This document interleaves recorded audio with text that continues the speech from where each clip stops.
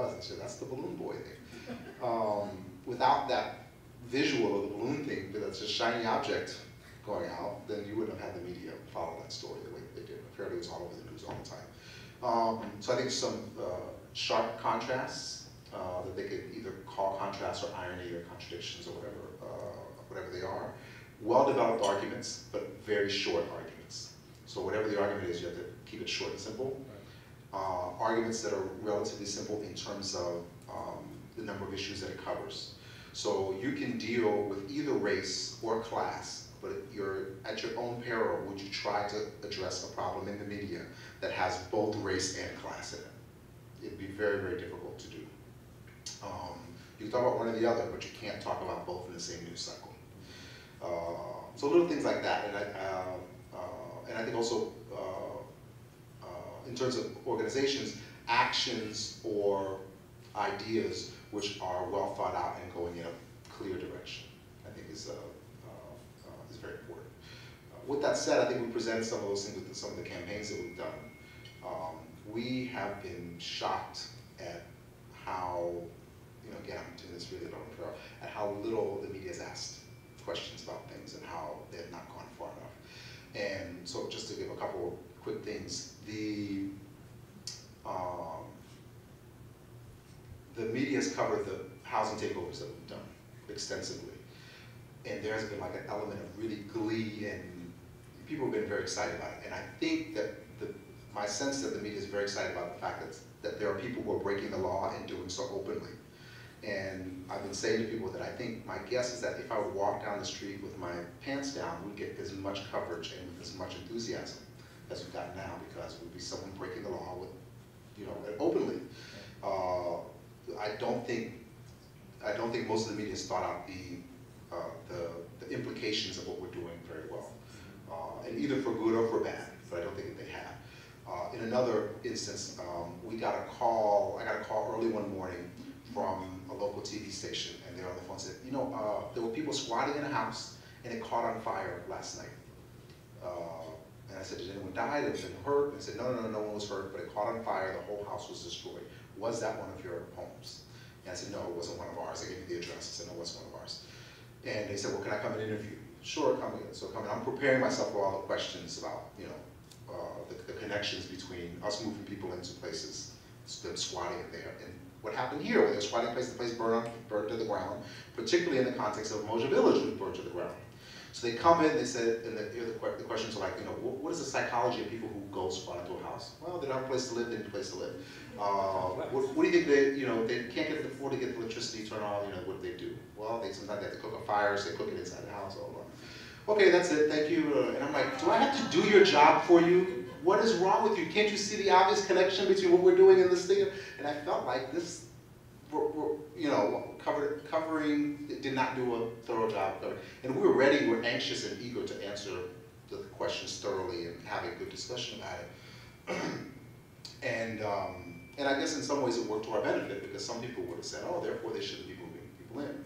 And people didn't get that opportunity because it never was brought up in the newscast. But at the same time, I was thinking that this certainly could have been done more thoroughly. What was the initial impetus for Moja Village? How did it come about? I guess I know your book talks about it, and Max can sell copies later.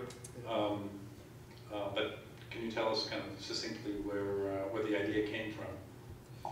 So if everyone remembers, the housing crisis was, and still is, very, very bad in Miami-Dade County. People were upset about it, feeling bad about it, and really struggling with the fact that there were not enough places to live that people could afford, and there were a growing number of people who needed places to live.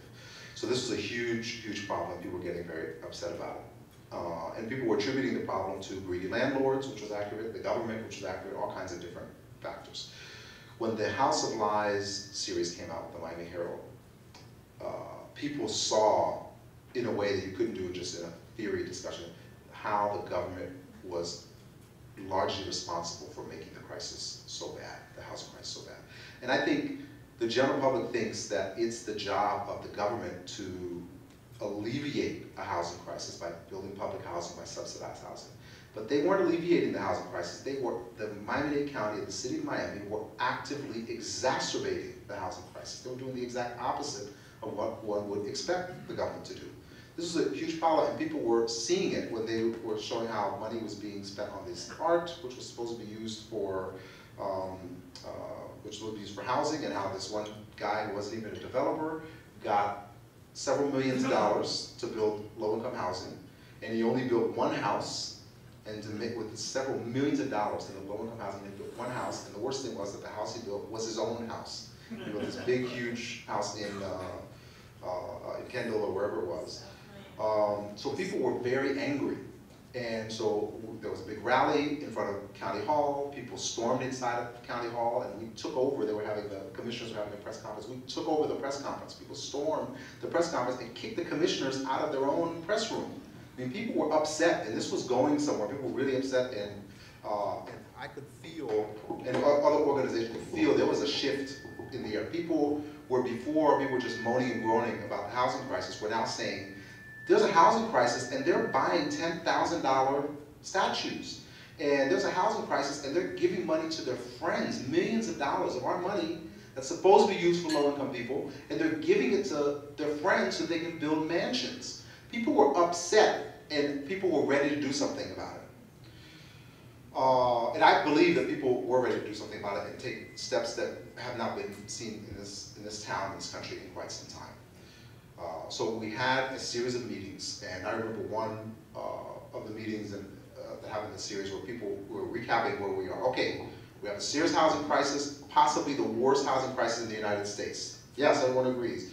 The Miami-Dade County not only didn't help alleviate the crisis, they are actually exacerbating the crisis. Yes, they're the ones who are largely responsible for the crisis. Okay, any suggestions what we should do? Let's go to Miami-Dade County and ask them to solve the crisis. There was an extreme disconnect between what the problem was and what the potential solution was. And I feel like there was an inability to think outside of the relationship between communities and the government. And that presented an insurmountable, in my mind, problem. In that, if we had to depend on these people to solve our problems, we're in big, big trouble. So we had to figure out ways to solve, I thought, ways to solve this problem without going to the people who were responsible for the problem. Was that a revelation to you? Yes, at that moment right there, I'm like, what are we doing? Why am I in this room? If people are saying, these are the people responsible for the problem, and now we're going to spend all our time, energy, and money on pressuring those who made the problem. They clearly don't care about us. They clearly are getting money from wealthy developers. We don't have that kind of money. There's no way we can compete with wealthy developers. There's no way. They were voting completely illogically. And I go into this in detail in the book, showing some of the things that were just completely, totally illogical. You would think that when you have a housing crisis, the government will be building more low-income housing. But in the middle of a housing crisis, the government is destroying, closing down, boarding up, and demolishing low-income. It made no sense whatsoever. All the county agencies and the planning department saying, we need to build hundreds of thousands of new homes for low-income people in this community. And the next thing the commission does, they vote to destroy 850 public housing units. It made no sense whatsoever. And it was clear that whatever was going to be done to provide housing for poor people in this community, it was not going to be done by elected officials. So we had to figure out ways that we're going to do that ourselves. So the question was, can we solve this problem ourselves without going to the government? Can we organize our community in a way that can do that? And that was really the basis of building Take Back the Land and ultimately Motion Village. The decision that the solution to the problem cannot be found in the elected officials, even though they have the money and they have the power, quote unquote. The solution can only be found in the capacity that we have in our community. And if that means that we build homes that are not up to code and that are not as beautiful as some of the homes that exist now, then that's what we have to do. We have to start where we are, and we can build our way up to doing something